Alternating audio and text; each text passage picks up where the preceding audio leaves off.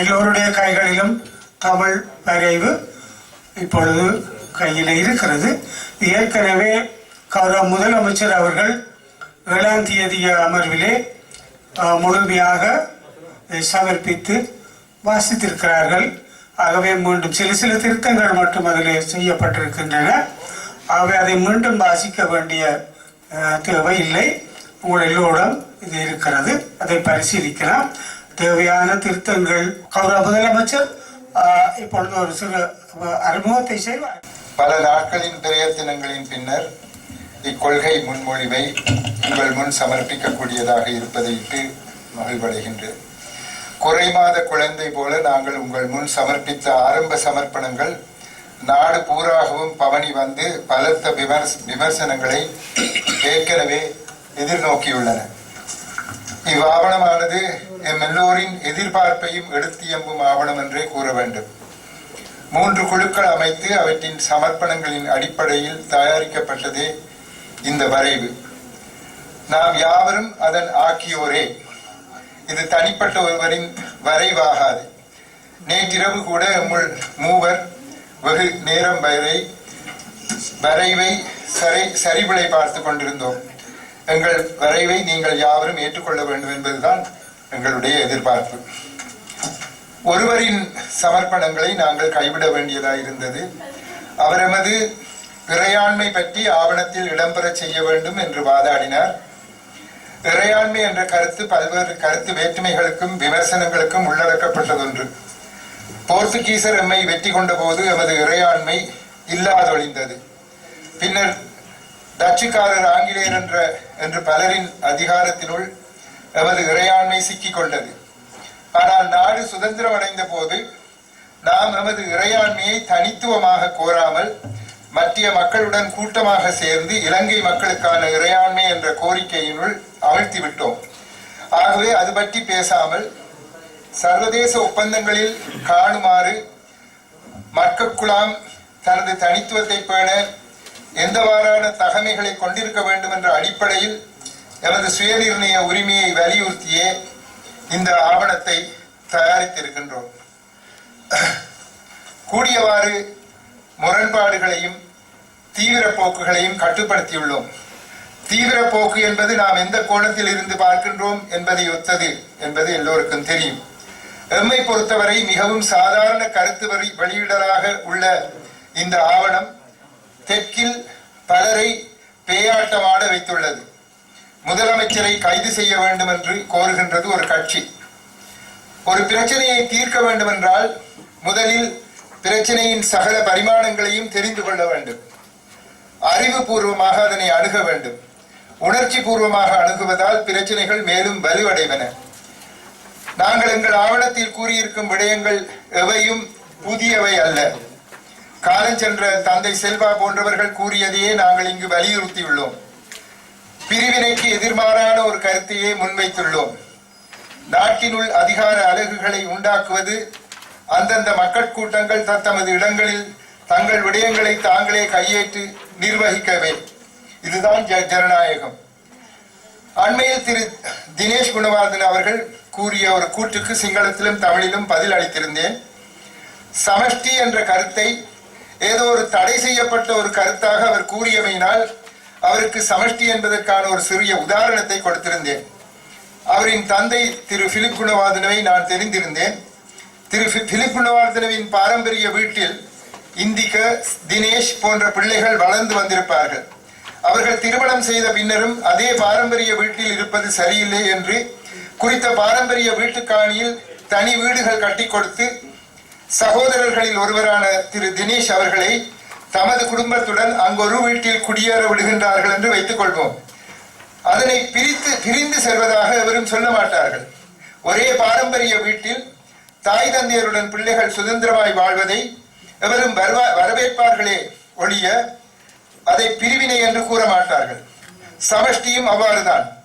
நாட்டை பிரிக்காது நாம் தனித்து வாழும் அதே நேரம் சகல மக்களுடனும் சேர்ந்து வாழ நாம் ஆசைப்படுகின்றோம். நமது வரவை நாம் யாத்திருக்கின்றோம். நாம் பிரிந்து செல்ல விரும்பாது ஒருங்கிணைந்து வாழ முன்வந்துள்ளமையால் சிங்கள மக்கள் எங்களுக்கு சகல ஒத்துழைப்பையும் இசைவையும் நல்க வேண்டும். முன்னர் 1958 சேர்ந்து வாழ ஒரு வழி அமைக்கப்பட்டது. பண்டாரநாயக்க செல்வநாயகம் ஒப்பந்தம் நடைமுறைப்படுத்தப்பட்டிருந்தால் இன்று கூட அன்று போல் எம்ஏஏ முதல் உதாரணமாக சிங்கப்பூர் போன்ற நாடுகள் எடுத்து காட்டியிருப்பார்கள். லீ குவான் யூ அவர்கள் தான் சிங்கப்பூரை இலங்கை போல் மாற்றுவேன் என்று அன்று சூளுரை உரைத்திருந்தார். இன்று இந்த ஒரு சந்தர்ப்பத்தை நாங்கள் நழுவவிட்டால் இந்த நாடு சீரழிந்து போகும், சின்னாபின்னமாகிவிடும். இது வெறும் வாய்ச்சொல் அல்ல. எந்த ஒரு இனமும் தொடர்ந்து அடிமைப்பட்டிருக்க விரும்ப மாட்டாது. யார் இல்லை என்று என்றாலும் நாங்கள் இன்று 1,50,000 இராணுவத்தினரின் மேலாண்மையின் கீழ்த்தான் வாழ்கின்றோம். இந்தியாவின் அனுசரணையினால் வடமாகாண சபை என்று ஒன்று கிடைத்தாலும் எம்மை செவ்வனே ஆள சட்டம் இடம் கொடுக்கவில்லை என்பதுதான் யதார்த்தம். எனவே எமது மொழி, எமது இடங்கள், மதங்கள், கலாச்சார பின்னணி என்பன மற்றையோரால் சூறையாடப்படாமல் அவற்றை பாதுகாத்து சுமூகமாக எல்லோருடனும் சகஜ வாழ்வு வாழக்கூடிய விதத்திலேயே எமது வரைவை முன்வைத்துள்ளோம். அதனை முழுமையாக வாசிக்க வேண்டிய அவசியமில்லை என்று நினைக்கின்றேன். அவைத்தலைவர் அவர்கள் குறிப்பிட்டது போன்று ஏற்கனவே பிரதிகள் உங்களுக்கு அனுப்பப்பட்டுள்ளதாக அறிகின்றேன். உங்கள் கருத்துக்களை, ஆவணத்தில் உள்ள ஏதேனும் முரண்பாடுகளை நீங்கள் எடுத்துக் கூறுங்கள். ஆங்கில தமிழ் கருத்துருக்கள் அனுப்பப்பட்டாலும் சிங்கள மொழிபெயர்ப்புகள் இன்னமும் முடிந்தபாடில்லை. சிங்கள உறுப்பினர்கள் கேட்கும் கேள்விகளுக்கும் பதிலளிக்க நாம் கடமைப்பட்டுள்ளோம். இதனை யாவரும் ஏற்றுக்கொள்வார்கள் என்ற எதிர்பார்ப்பு எமக்குண்டு. தமிழிலான கருத்துருவையும் ஆங்கிலத்திலான கருத்துருவையும் உங்கள் முன் இத்தால் சமர்ப்பித்து அரசாங்கத்தினிடம் கையளிக்க சபையின் அங்கீகாரத்தை வேண்டி நிற்கின்றேன். நன்றி. கௌரவ முதலமைச்சரினால் ஏற்கனவே இந்த அவையில் பிரஸ்தாபிக்கப்பட்டு இன்று மீண்டும் சிறு அவை உறுப்பினர்களின் கருத்துக்களையும் மேலும் உள்வாங்கி அதற்கேற்றவாறு மாற்றங்களுடன் இன்று முன்வைக்கப்பட்டிருக்கும் அரசியல் தீர்வு மற்றும் அரசியல் யாப்புக்கான கொள்கை வரைவு தொடர்பான இந்த முன்மொழிவுகள் தெற்கிலே ஏற்கனவே கௌரவ முதலமைச்சர் கூறியது போல இதில் என்ன இருக்குது, என்ன சொல்ல போறோம்ன்றதை நாங்களே முடிவு செய்ய முதல் தெற்கிலே இதற்கு எதிர்ப்பான எதிரலைகள் கிளம்ப ஆரம்பித்து விட்டன. இதுதான் தமிழர்களின் வரலாறாக இருந்திருக்கின்றது. ஆனால் அந்த வரலாறு தொடர முடியாது. எனக்கு ஞாபகம் இருக்கின்றது, கௌரவ எதிர்கட்சி தலைவர் அமுதலிங்கம் அவர்களை பாராளுமன்றத்திலிருந்து வெளியேற்றும் மூலமாக அரசியலமைப்பின் 6வது திருத்தம் கொண்டு வரப்பட்ட போது கௌரவ தொண்டமானவர்கள், அப்போது ஜே.ஆர். அவர்கள் அவரை சுதந்திரமாக பேச அனுமதித்திருந்தார், கட்சி கட்டுப்பாடு இல்லாமல் அவர் அரசுடன் இருந்தாலும். அவர் குறிப்பிட்டது எனக்கு இன்றைக்கு ஞாபகமாக இருக்கின்றது. அரசியல் யாப்பு என்பது மனிதர்களால் ஆக்கப்படும் ஒன்று. அது இன்றைக்கு ஒன்றாக இருக்கலாம், நாளைக்கு இன்னொன்றாக இருக்கலாம், இன்றைக்கு இன்னொன்றாக இருக்கலாம். அந்த அரசியல் யாப்பில் என்ன இருக்க வேண்டும் என்று சொல்லுகின்ற சுதந்திரம் எங்களுக்கு வேண்டும். அந்த சுதந்திரத்தை தான் இந்த மாகாண சபை இன்று செய்து கொண்டிருக்கின்றது. இந்த தமிழ் மக்களுடைய அபிலாஷைகளாக, தமிழ் மக்களுடைய எண்ணத்திலே இதுவரை என்ன தோன்றி இருக்கின்ற அரசியலமைப்பு மாற்றம் வேண்டும் என்பதை நாங்கள் அபிலாஷைகளை ஒட்டுமொத்தமாக தொகுத்து, ஏற்கனவே கௌரவ முதலமைச்சர் சொன்னது போல இந்த சபையின் சார்பாக நாங்கள் அரசுக்கு முன்வைக்க இந்த முயற்சி எடுக்கப்பட்டிருக்கின்றது. இதில் ஒன்றொரு சில தவறுகள், குறைபாடுகள் இருக்கலாம், அது திருத்தப்படக்கூடியவை. ஆனால் ஒட்டுமொத்தமாக தமிழ் மக்கள் இதுவரை அனுபவித்த இல்லாட்டி இந்த நிலைமைக்கு தள்ளப்பட்ட காரணிகளையும் நாங்கள் இங்கு எடுத்து வியம்பி, அத்துடன் கூடவே இந்த அரசியலமைப்பு மாற்றம் எவ்வாறு இருக்க வேண்டும் என்ற விடயத்தை இந்த முன்மொழிவுகள் பரிந்துரை செய்கின்றன.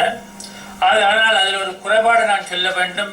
இங்கு இருக்கின்ற 2 சிங்கள சகோதரர்களுக்கு இதை முழுமையாக வாசிக்கக்கூடிய அந்த அவர்களுடைய உரிமை நாங்கள் இன்று மறுக்கப்பட்டிருக்கின்றது அவர்களுக்கு.